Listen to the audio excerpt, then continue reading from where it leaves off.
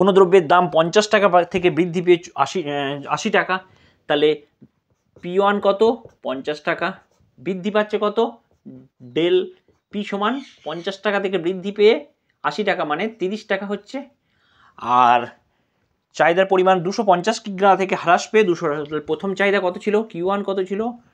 Q1 ছিল 250 গ্রাম KG, এর থেকে ডেল কিউ কত হলো,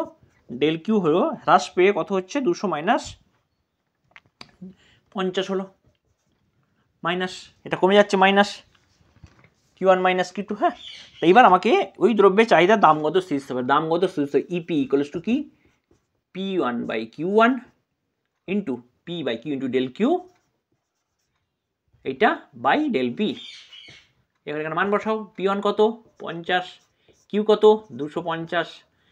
ডেল কিউ কত 50, ডেল পি কত 30, 5 দিয়ে 5 পয়সং 5 25 5 সরি 5 250, 5 দিয়ে 5 10 50, 10 দিয়ে 10 3 30, 1 3 মানে 0.33, তাহলে ইলাস্টিসিটি ইপি কত